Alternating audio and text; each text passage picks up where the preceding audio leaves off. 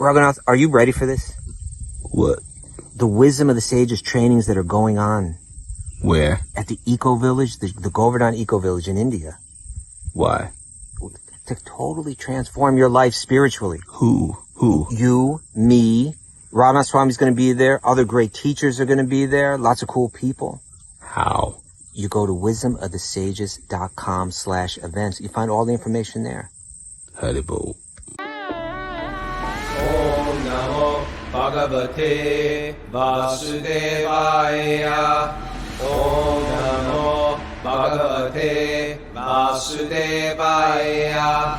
Om Namo Bhagavate Vasudevaya.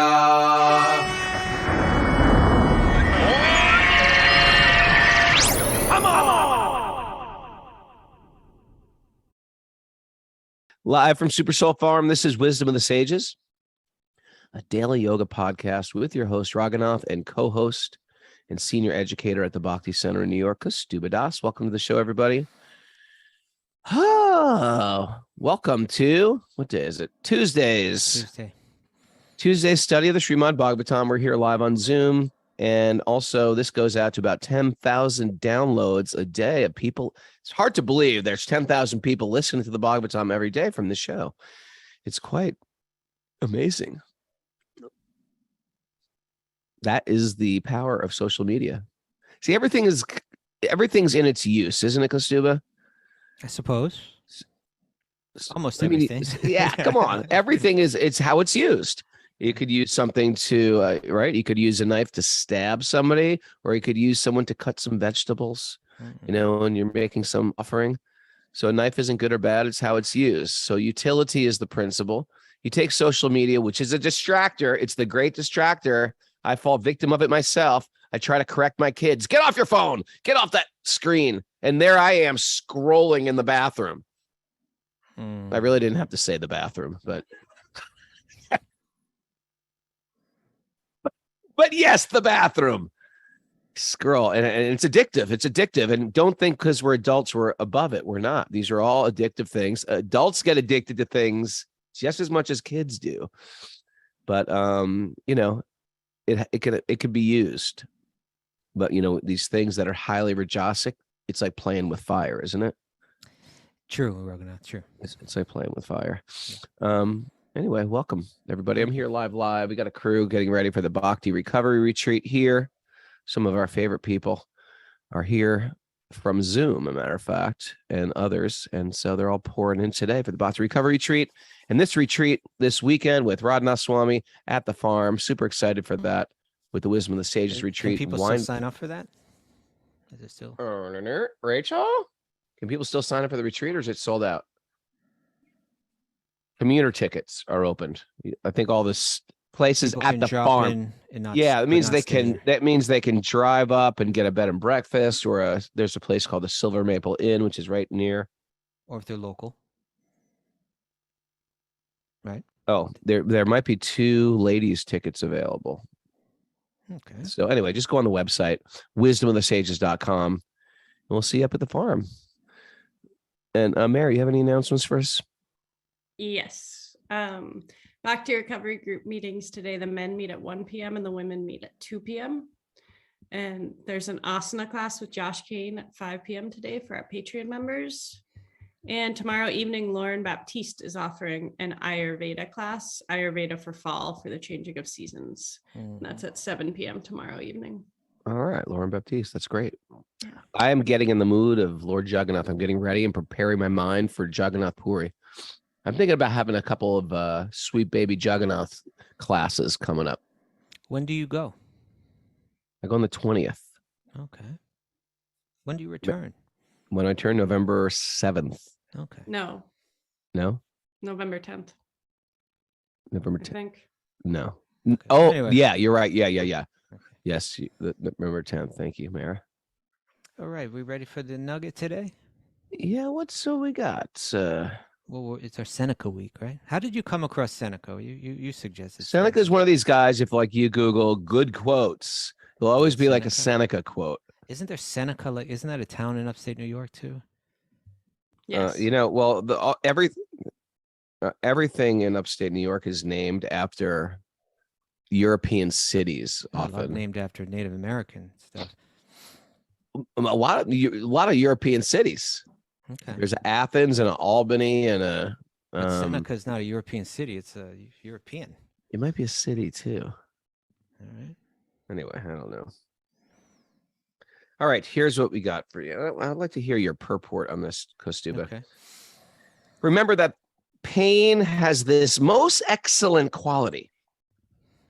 If prolonged, it cannot be severe. And if it is severe, it cannot be prolonged. Let me read that again. Read that again. You know, remember how we joke around it because on Instagram's post it'll say read that again.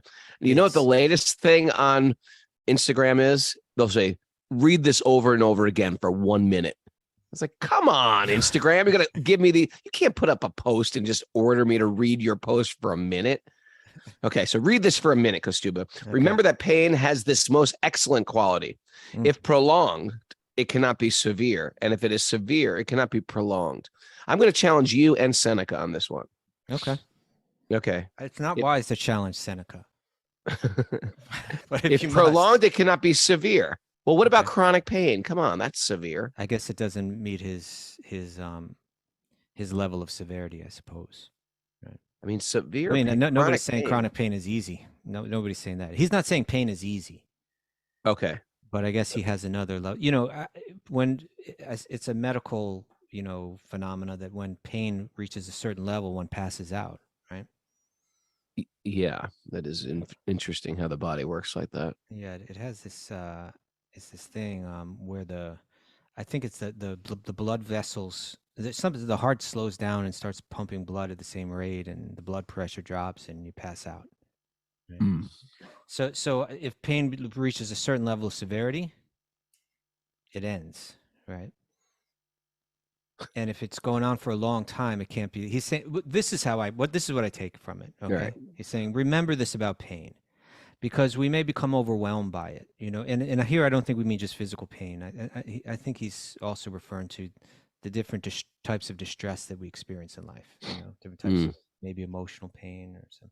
So he's saying, remember that pain has this most excellent quality. And, whether this is absolute, I'm not saying it's absolute, but there's something to gain from it, right? We don't need to. Right. Okay. Yeah. It's not like he's all knowing. He's just giving some little insight here. What can we gain? I think that's important when we deal with a lot of types of instruction or so on, right? It's not that we necessarily have to go and try to find something that contradicts it, but is there something from it that we can apply? So he's saying, remember this about pain. You're going through pain. Maybe you become overwhelmed by pain. Maybe you become obsessed by pain. Remember that pain has this most excellent quality. If it's prolonged, it cannot be severe. In other words, if this thing is an ending, it means that it's something that I can live with. It's something that I can adjust to and not lose my focus, right? It sometimes becomes like a new normal. Like, this is just what I have. This is just what I'm dealing with. Some of the difficult things, my apartment's getting cold right now, I'm kind of like, I'm going to have to deal with it. I don't know for how long, but I better get used to it, right? Rather than obsess about it. And if it's not that severe, it's not that severe. And if it's severe, it can't be prolonged. And I think, sometimes when something is severe, we begin to feel, we experience like this sense of doom or dread, and he's saying, remember that if it's really that severe, then time is going to come along and move that before very long too. What I thought about when I read this, Raghunath, when you were a kid, I remember it was 1982 that the film Gandhi came out. Did you see that film back then? You want the God Honest Truth? Well, yeah, I was. The God Honest Truth was I saw it 3 times and I fell asleep each time. Really? In the theater, you fell asleep? Yes. Even when you're young, you're falling asleep in the movie. I was falling asleep from well, it was a long movie. It's a long movie. Yeah. But I remember do you remember the very end of that movie? No, I don't. I was asleep. I guess you never made it. I never quite made it to the end of that movie. Okay. Well, the very last line. You did? That was a long and slightly boring movie. I didn't. I enjoyed the movie when I was okay. When I saw it when it came out. You're better than me. I'm not saying I'm better than you. You don't have to interpret it that way. But this is the last line from that film. Okay. Okay. Gandhi's saying, when I despair, right? We're talking about pain, despair. When I despair, I remember that the way of truth and love has always won. There may be tyrants and murderers, and for a time they can seem invincible, but in the end, they always fall. And I remember that. I always, that somehow that struck a chord in me. It's something that I never forgot, that he's saying, like it was kind of like a way of thinking that maybe I hadn't really been exposed to, right? It's a very Eastern way of thought. Right. And sometimes we might see, of course, in this life, we see like the horrible criminal or the murderer or something that he gets uncaught, gets away from it all, gets away with murder. It's just not true. You don't get away with murder. You're plagued. You're plagued in this life with your mind, and you're plagued in multitude of lives to come. You can't escape it. You can't escape your crimes. All you can do is turn away from the darkness, turns towards light. And then there's some everything equals out. Okay. The world is equal.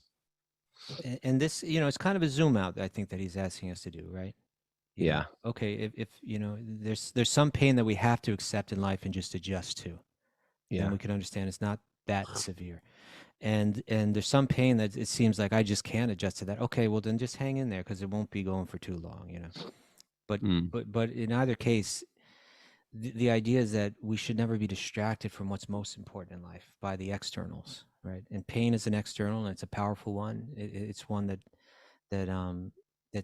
we could easily cause us some type of have us lost in despair or lost, constantly the mental loops going on. He's saying let go of them, If it's severe, it's going to go away. If you can handle it, then handle it. Well, that whole concept of the gift of pain, it's there's no way of forgetting the real pinch of material existence than the gift of pain. If you've got chronic pain, or if you've got pain going on, and it's easier for me to say because I don't have chronic pain, but there's also been times in my life where I've had like tremendous loss, tremendous heartbreak, tremendous whatever the material world pinpricks you with, that brought you sort of to your knees. And that's like when in a 12-step group they're saying, what brought you to your knees? It's in that time of total destitution that you die, or you reach your hands up in the sky. Oh God, what can I do with this life? And it's actually a glorious thing, because there is no, we talk about often how good karma can have bad effects, meaning everything's going so good in my life that I forget that the material world is temporary. And there's sometimes no urgency to take serious your spiritual life. Sometimes that gift of pain forces you to go inside. Sure. Whereas good karma can be the great, smoke screen for the importance of our spiritual our spiritual path. All right, I'm with you. Okay. Yeah, I'm thinking about what stuff. What are you thinking about? I'm thinking about, no more demigod worship, no more jewels, no more, right? I didn't put that Just together. accept the pain, bring it on. Oh, I see. You're trying to counter it in so many ways. Trying to counter it. We do that. We do a puja. We do a puja. We do a devi, a mantra, some tantra, some yantra. The people that I admire as the deepest in their spiritual realizations, I do see they're kind of like that. They don't become too caught up in those things, as far as I can see. I mean, maybe a little bit, but they don't think about it too much. Yeah, you know what I was thinking? Because just when you were saying hello to everyone before we went fully on air, when you were just greeting all the people here on Zoom, then you mentioned Patrick's. You said that he's going away, and Patrick's going away. He's going to Thailand. He's going to Singapore. And you said, and what was it? What did you share that he shared? And he's going first class. I'm a little bit jealous. He's flying first class. But anyway, besides that, he's going. But he's saying, I'm going away, but I'm really just going to miss the association, because we've been doing kirtan every night. He's got sweet friendships with the devotees, and all the devotees are going to miss him. We all wrote him a card, and we're thinking like. He's like, I miss the devotee association, the sweet association of devotees. That is a very, very high taste. And when you get that, there's nothing of this world that can be the same again. And so that reminded me of a conversation in the very important book, Bhakti Shastra, Chaitanya Charitamrita. Sri Chaitanya Charitamrita, where Sri Boom! Chaitanya himself is having a conversation with Ramananda Roy. And this is where Sri Chaitanya is asking him questions and he's providing the answers. Yeah, sort of like riddle me this, like Yeah. that. Riddle me this, Ramananda. And so he asks a question of all kinds of distress. What is the most painful? Right. And this is the answer coming from someone who's extremely spiritually elevated, right? He said, it was Sri Ramananda Roy replied, apart from the separation of a devotee of Kṛṣṇa, I know of no unbearable unhappiness. Ooh. It's Isn't that crazy? Isn't that beautiful? Yeah. It's in other words, we see, whether it even be physical pain, even we've seen people that are experiencing some kind of intense suffering, but they reach a point where they're deriving spiritual happiness and they can ride through anything, I had this experience so acutely, because when I was a new devotee, I first went to Vrindavan and I got all excited and in pure devotional service and fully engaged and shaved my head and became followed all the principles. I was celibate monk, had this high taste of Vrindavan, then traveled to Mayapur and went around India.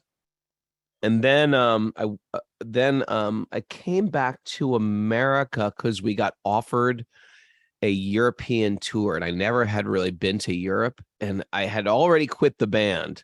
It's almost like becoming a sannyasi, then giving up your sannyas and coming back to material life. And I was like, oh my God, I've always wanted to go to Europe, and maybe I should just do this tour, but I'll stay doing this tour as a brahmachari. Yeah. So I was like a fully chanting 16 rounds brahmachari on that tour with my old band members whom I love. Parmananda's here right now. Yeah. But for me, I already had really, you're suffering the separation. I got serious about being a devotee. And for an American, Europeans understand this.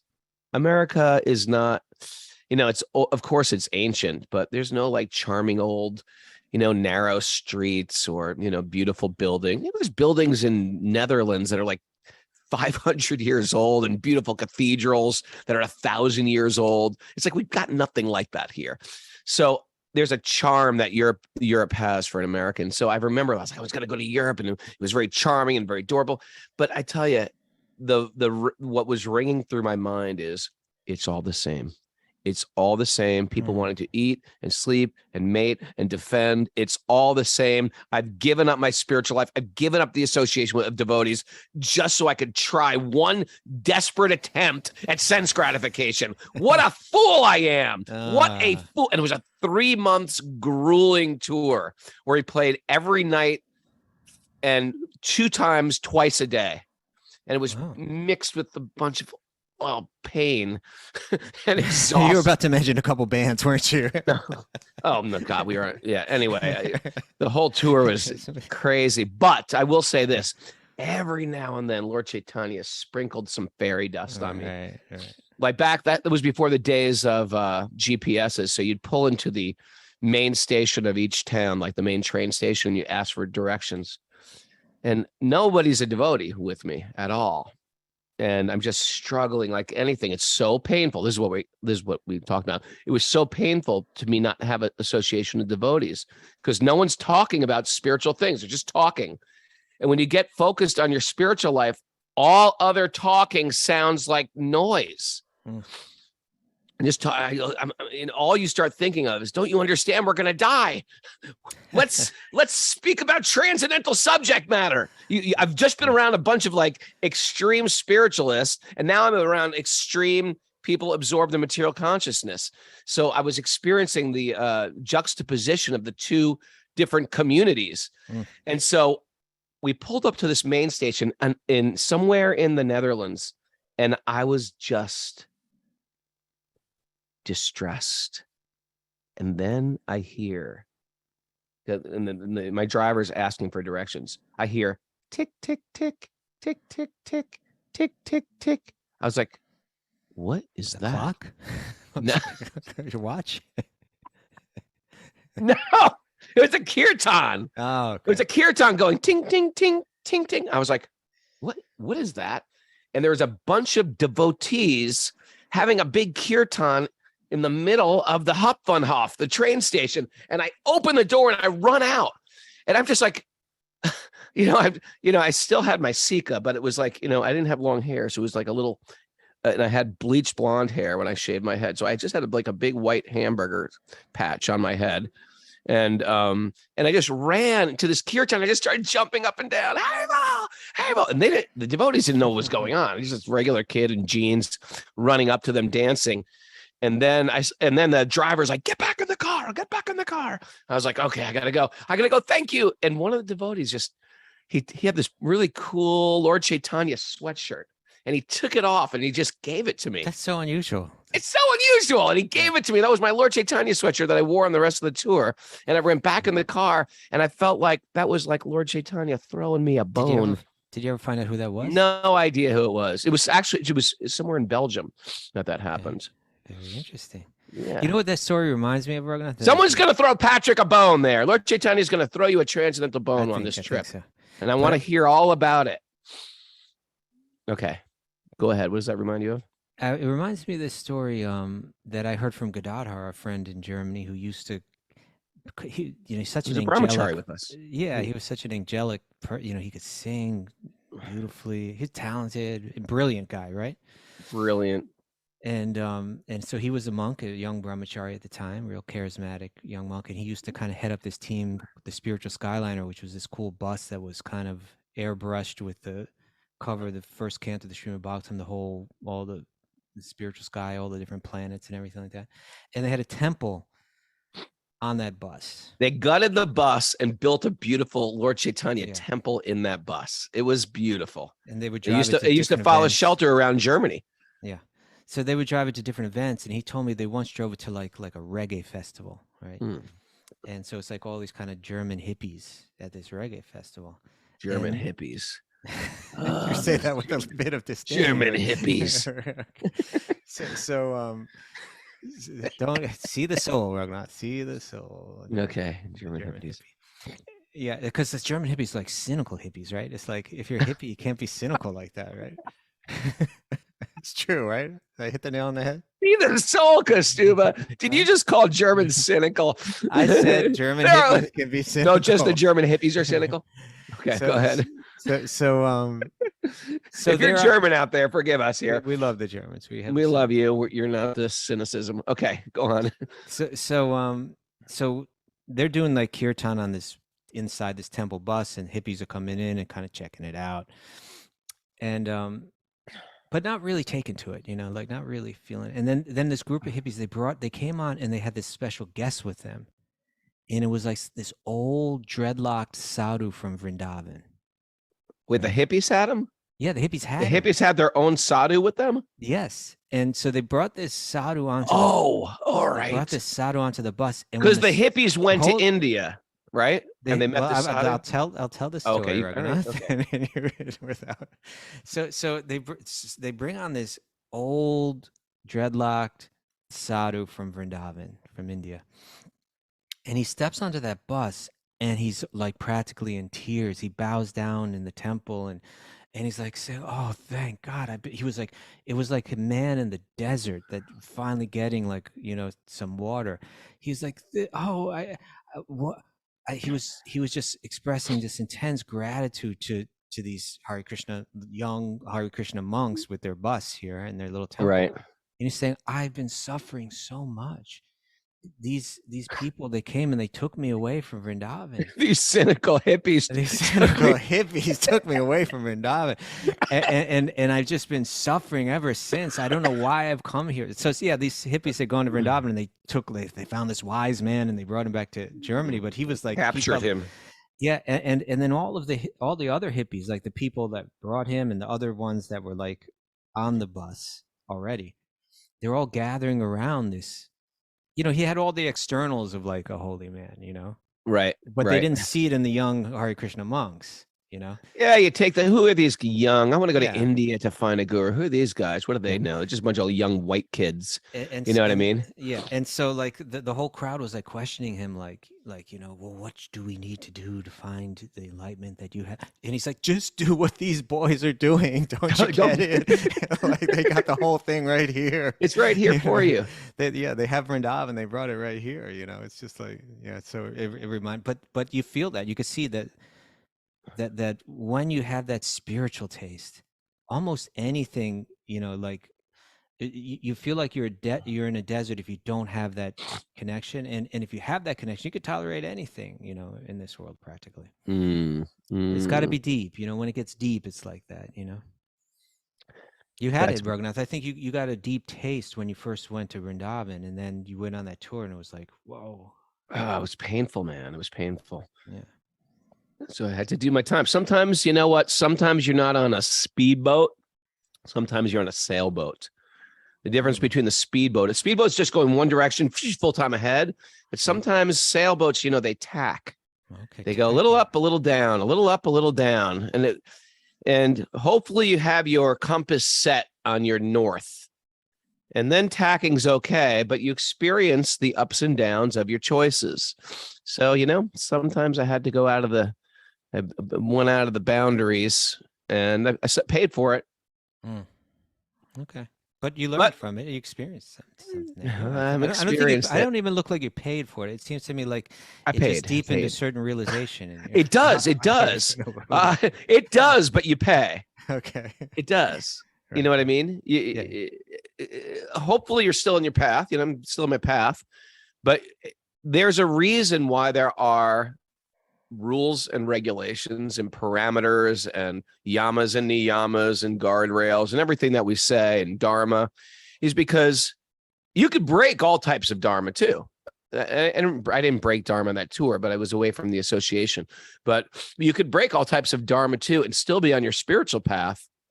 You just pay for it. And you could pay for it by getting a deeper realization. I'm gonna consume vast amounts of dirt. You know what I mean? Only to make you really, because maybe God thinks that's what you really need to understand that dirt is no good for you. And so some of us have eaten lots pounds of dirt, kilos of dirt, just because we really needed to know that dirt is not good for us. And some of it, it's part of the dented canvas of this world. And growing up in the West, we hear first, we hear, hey, don't do this. It's not good for you. And we say, well, I got to try it. And we burn our hands, don't touch the stove. It's hot. Are you sure? I like to try things. I like to experience. Burn my hand. And that's not bad. You learn from your lesson. But sometimes people just say, well, maybe it's not hot this time. It was hot that time. It's not.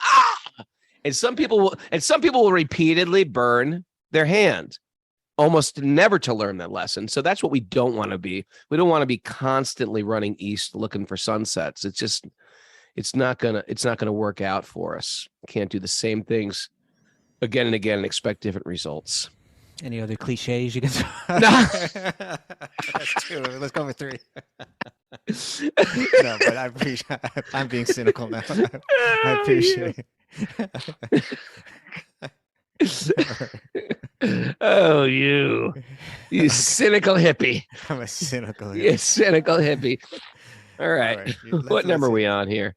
Narayanam namaskritya naram chaiva narottamam devim saraswatim vyasam titojayam madirayat. Before reciting the Srimad Bhagavatam, which is our very means of conquest, one should offer respectful obeisances to the Supreme Lord, Narayan, unto Narayan Rishi, the supermost human being, to Mother Saraswati, the goddess of learning, and to Srila Vyasadeva, the author.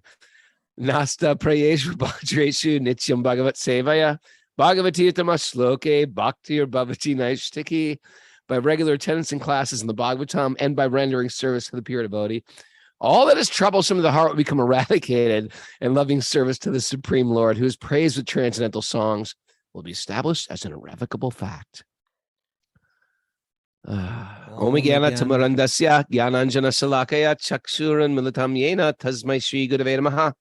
I was born in the darkness of ignorance. My teachers are opening my eyes with a torchlight of knowledge. I offer my obeisances at their lotus feet. Okay. It was so funny how you said, did you read that in a book, or did you see some clip on Instagram? I was like, I read it. That was before the show. That'll be an inside joke. Oh my God, you freaking nailed me. Okay. I didn't mean to nail you. No, I know you weren't trying to nail me, but it was like, I was so defensive. No, I read it. And I was like, well, I didn't read it. I heard it in an audiobook. And then you're like, no, you didn't. You didn't hear that in an audiobook. You heard that in a social media 1 minute clip, a reel. You're trying to come off like you read books, Raghunath. I wasn't even like that. It was just too much of a coincidence because I saw it too. That's all. Oh, Kṛṣṇa. Okay, where are we? Where are we? Mara, please bring us back. Reading from Canto 4, Chapter 26, Text 5. Okay. Text So 5. real quick, that the analogy is the allegory here shifted just a bit. Now the king still represents the soul, but he's on this chariot, which represents the body. He's going out hunting, which represents that he's no longer listening to the dharmic voice in his mind, the dharmic reasoning. He's listening to that materially affected, that materially conditioned intellect.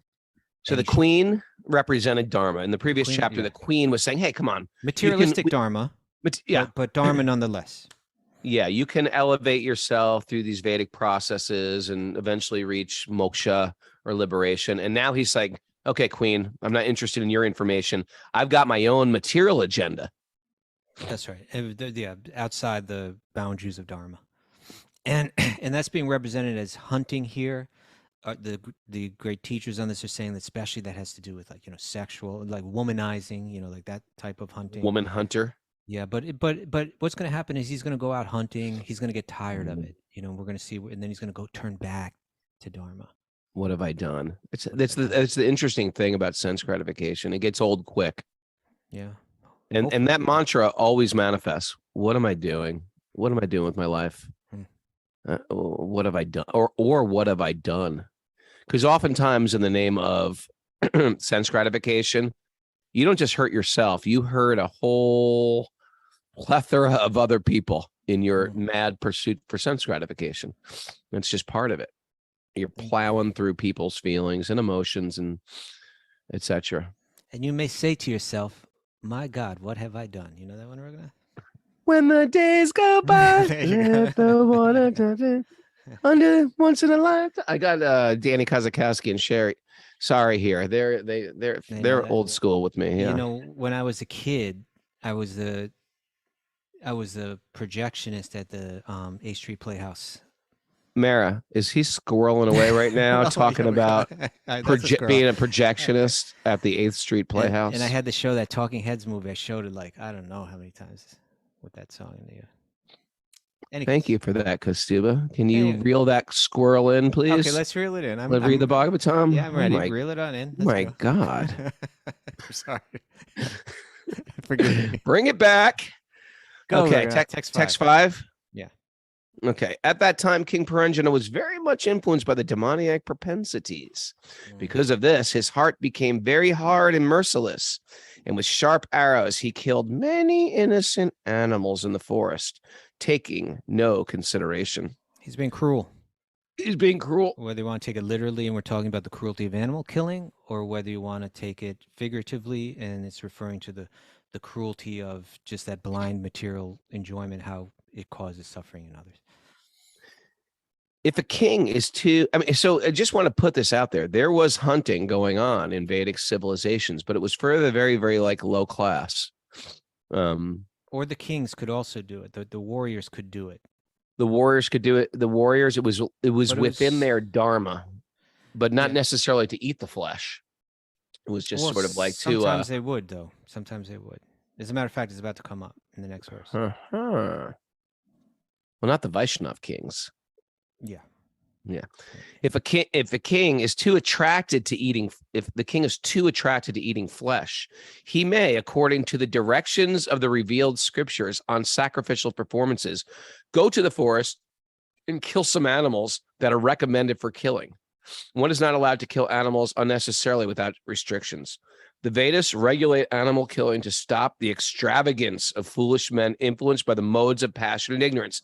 So there you go. This is the same old thing that you have when you're dealing with children. I'm giving parenting advice right now. You know, with some kids, you tell them, hey, you get home, teenagers, you get home by 10 o'clock, and that's just the rule in this house. And they're like, yes, father. Yes, father. How can I serve you, father? I'll be home by 10. I'll be 5 minutes early, father. I'll be right on the nose, father, but I'll be by 10 o'clock. And some kids are just like, yeah, whatever. And they're always pushing the boundaries. And some kids are just like, I'm not listening to anything you tell me. And if you've had kids or teenagers, especially, you know that there's certain, and what do you do in order to maintain a type of authority? You have to like sometimes make concessions for those kids who just can't listen. Say, okay, listen, you can stay out later, but on weekends, on school nights, you have to be home. So it's not the ideal thing, but to deal with a different type of mentality, you have to make certain concessions for different children. And the same is true when you're trying to like in this case, structure a society. There's higher ways to live, and certain people just can't do it. They just can't do it. You know why? Because we're all different. Look at you and Mara. You're both incredibly Sattvic. I'm not. That's okay. Okay, I'm sorry. That's okay. That's okay. We're all different. We're all different, and that's okay. It's Viva la difference. It's not, the idea is it's not going to break you, right? In other words, it was flexible. There was a flexibility in this, in kind of these Vedic regulations, right? It would clearly point you in the right direction. It would glorify the right direction. And then it would say, if you're determined not to follow that, then we'll give you another regulation. But, you know, there'll be, but as you were saying, but you're going to have to pay a price for that regulation, you know. There's a pinch. You can do that too and still be within the boundary of Dharma, but you'll also have to pay a price for it. Now, it was considered, you know, when we think of these kings, they were warriors, you know, like most of us just really probably have no idea of just how, in other words, in order to protect your town, your village, your city, your nation, right? What you might have to do that, who you might have to fight, how brutal it might get to protect others. You know, you'd have to become a bit familiar with killing, you know? Yeah. And so these war, they would go out and they would fight a tiger, you know, and in one sense they'd be protecting the village from this tiger, you know, and in another sense they'd be honing their skill as a warrior, and they would really be proving themselves as a warrior, you know. So all along the Vedic teachings are saying, if you kill under any circumstance, there's a price to pay. You know, you're gonna have to pay that, and we see that again and again when we hear of these different kings that when they went hunting, right? Dasarath in the Ramayana, Pandu in the Mahabharata, Parikshit in the Srimad Bhagavatam. They did some hunting. They paid some price. And each one, so it's always pointing us away from it, but it's not going to break you. It's going to say, if you must, you can do it in this way, in a way where there are mantras involved, you know, that are going to you know, that are speaking to you, discouraging you from this and so on. But the way that people generally work, and you're speaking about kids, I'd imagine kids are often like this. As a parent, you could tell me.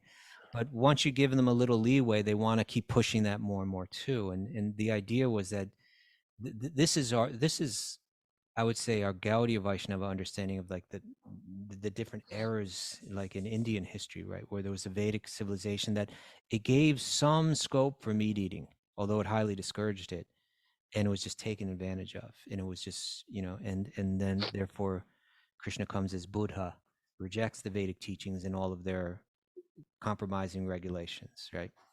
And so and then there's a whole history of the different eras that followed that. But here we're hearing about a king who's going out. He's too much into eating flesh. He's got this passion in him. Okay, we'll regulate it in a particular way if you can't step up to that higher level. Okay, let's keep going. Continuing on, text 6. If a king is too, that's what we just read. Text 7. Narada Muni continued to speak to Prachini Barshat. My dear king, any person who works according to the directions of the Vedic scriptures does not become involved in fruitive activities. Otherwise, Otherwise, a person who acts whimsically falls down due to false prestige. Thus, he becomes involved in the laws of nature, which are composed of sattva, rajas, and tamas, goodness, passion, and ignorance. In this way, a living entity becomes devoid of his real intelligence and becomes perpetually lost in the cycle of samsara, or birth and death. Thus, he goes up and down from a microbe in stool to a high position in Brahmaloka. Like, okay, that's the lowest, a microbe in stool. And then you It's pretty become, low position. it's pretty low. And then you're up in like Brahmaloka, but this is all samsara. From the highest planet to the lowest planet. You know that verse? Brahma Bhuvana Loka Booyah. Punar. Go. What is it? Puno Brahma Avartino Arjuna. Arjuna Mamupecha tu Kaunteya Punar Janmana Vidyate. From the highest planet to the lowest are all places of suffering where repeated birth and death take place. What's the rest? But when one attains my abode, they never take birth. Yeah. It's a beautiful way to think of it. And I think, especially growing up in affluent countries, we understand, like, we've all been in places maybe in our life where we feel like, yeah, we got it together. We could buy what we want. I can go on Amazon, get whatever I want. I can live wherever I want. I can go on any vacation I want. And we might have also been in an incredibly painful situation in our life too, because that's just part of existence. But we understand that ultimately it's all temporary. It's all the same. The highest places and the lowest places, ultimately they're temporary and they're over. And so the Gita is not recommending elevation to heavenly planets / vacations. Like, right, getting a higher birth is like a vacation.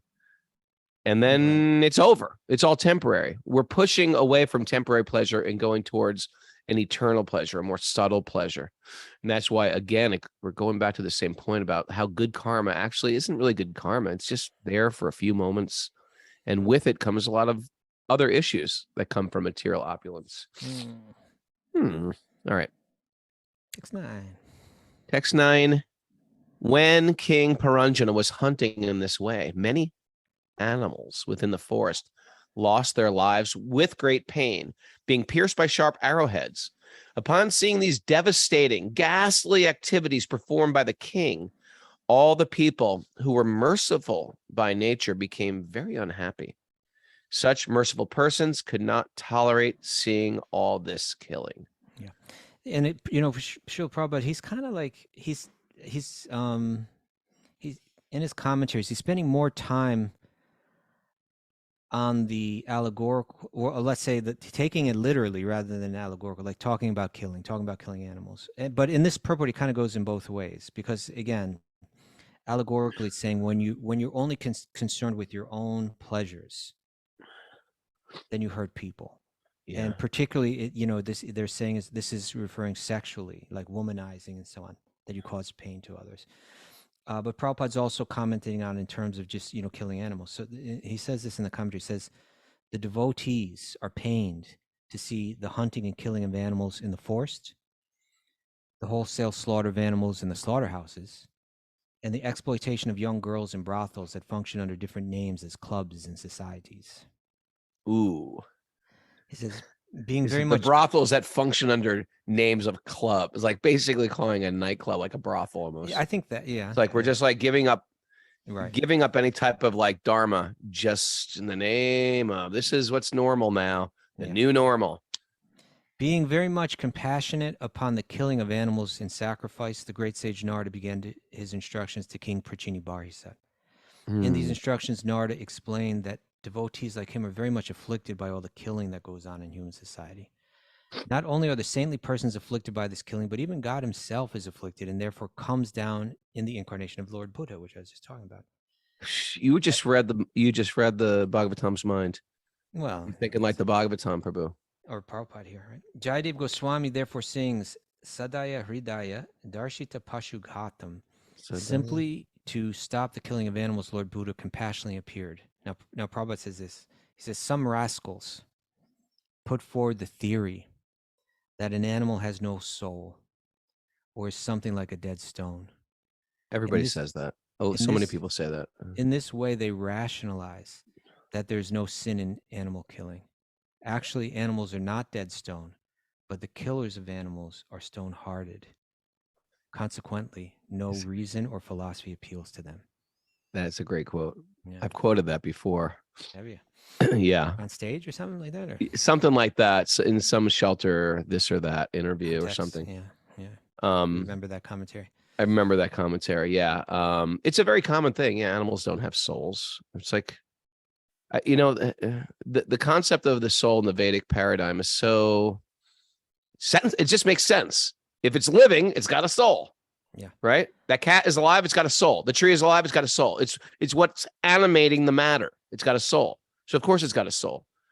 And therefore we have a responsibility to treat it with a type of dignity.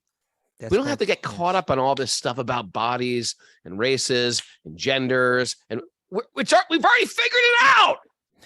It's been figured out for thousands of years. We're all spirit souls. Treat people with dignity. Come on. You know, it reminds me of that. There's a videotape of Srila Prabhupada Bhaktivedanta Swami, right? Yeah. Speaking to, and by the way, I ran into Pradyumna Prabhu yesterday, and we were talking about, who's such a learned person and had so much time with Srila Prabhupada. And I said, what Raghunath and I are thinking that maybe it's even more appropriate to refer to Prabhupada as Bhaktivedanta Swami, right? Because Prabhupada is more like a title. And Bhaktivedanta Swami there's a lot of rich meaning in it, It's a great name. and it's easy to pronounce. Bhaktivedanta, right? It's like the conclusion, the anta, the end of all Vedas, of all knowledge is bhakti. What a great state name, Bhaktivedanta. So he spent more time with Bhaktivedanta Swami than practically any of his disciples. He traveled with him because he was a Sanskrit editor and he's a brilliant philosopher. Anyway, this is a person, if you don't know who Pradyumna Prabhu is, he lives in the Bhakti Center. He's an older man. He must be like 80 years old now, maybe 70, No. 70, no? No, he's 70, like 80. 75, Somewhere okay. in his 70s, yeah. What were we just talking about? I completely forgot now.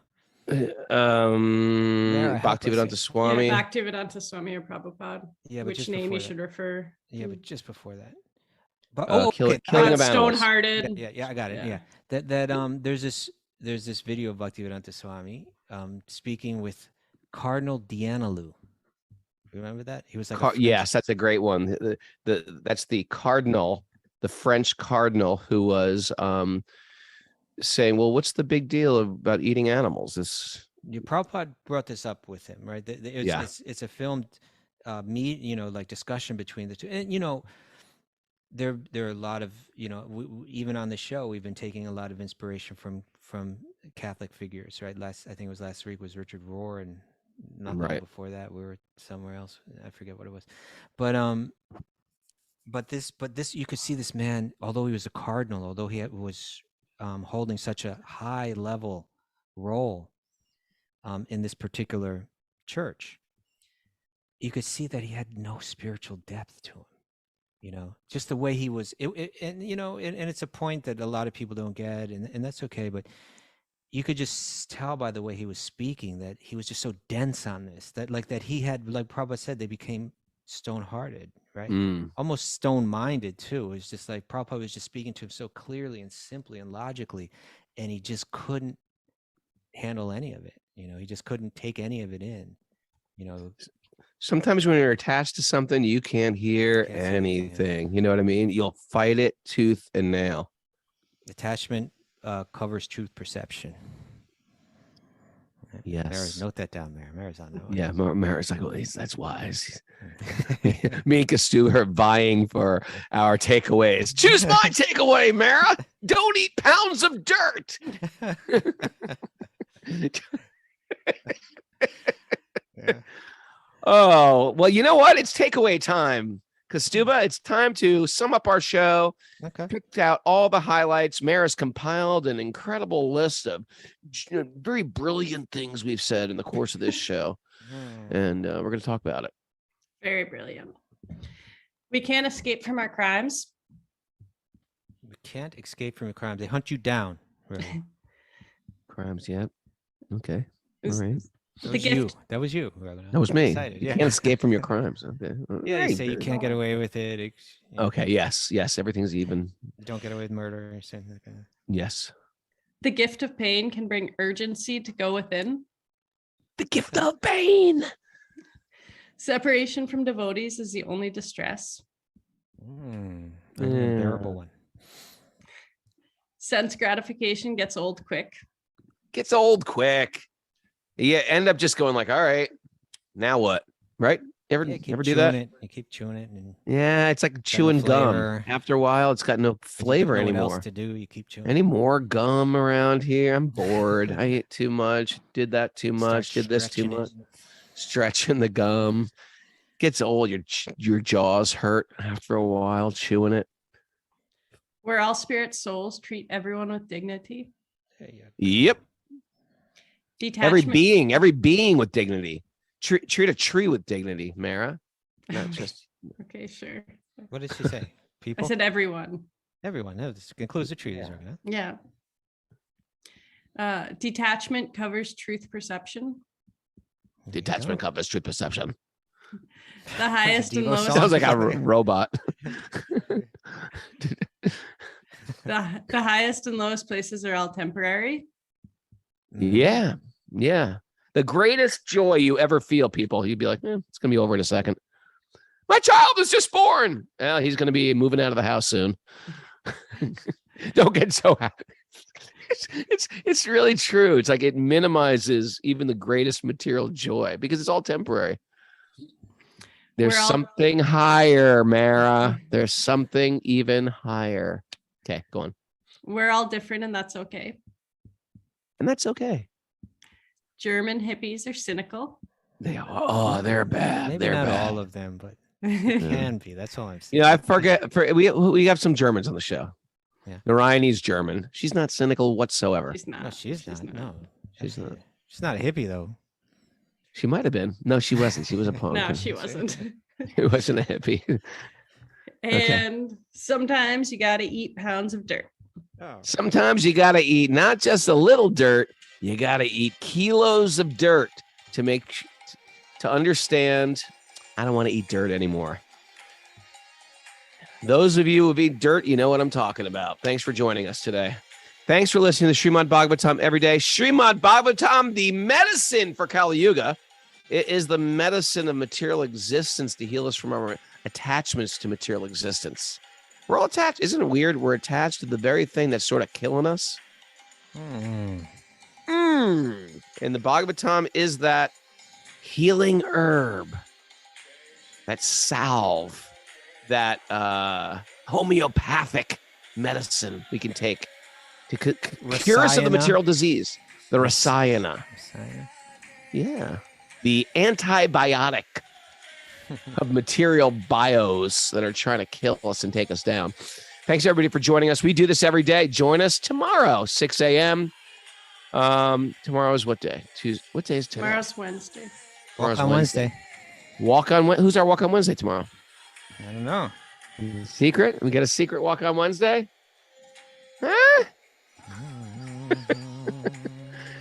We're going to join, we're going to welcome the Bhakti Recovery crew here tomorrow, or today, actually. They're coming today.